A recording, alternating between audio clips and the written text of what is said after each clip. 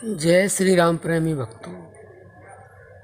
प्रश्न आया है, मेरे मन में पूजा पाठ भजन साधना के समय गंदे विचार आते हैं, मैं क्या करूं? बंधुओं, प्रश्न बहुत अच्छा है और वास्तव में ही जो इन्होंने पूछा है यह पूछना भी चाहिए, क्योंकि पूजा पाठ और भजन साधना इसलिए होती है कि हम उस परम शक्ति से जुड़ सकें, उसमें हमारा ध्यान लग सके। लेकिन ऐसा होता नहीं है। ऐसा किस लिए होता है? ऐसा इसलिए होता है कि जो हमारा मन है उसके ऊपर अनंत जन्मों का मैल चढ़ा हुआ है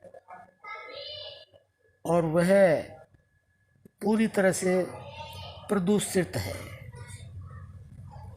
यानी कि मन जब तक निर्मल नहीं होगा तब तक ऐसा होता ही रहता है।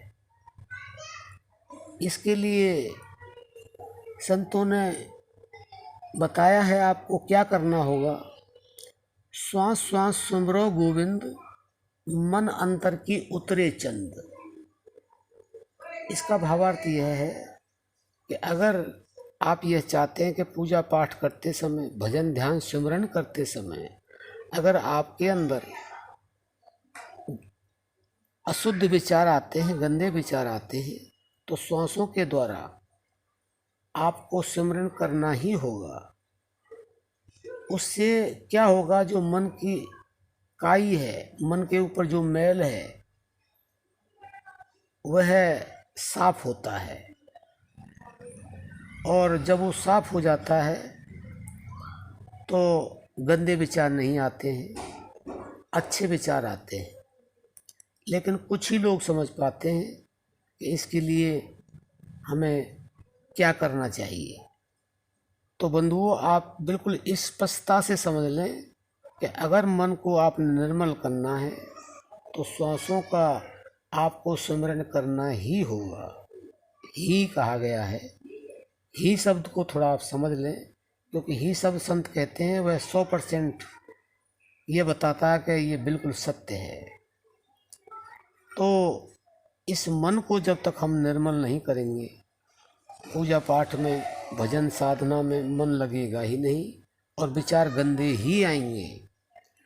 और जैसे जैसे आप मन को श्वासों से जोड़ोगे तो धीरे धीरे आपके मन का मैल दूर होने लगेगा, तो आपके विचार भी गंदे नहीं शुद्ध होने लगेंगे।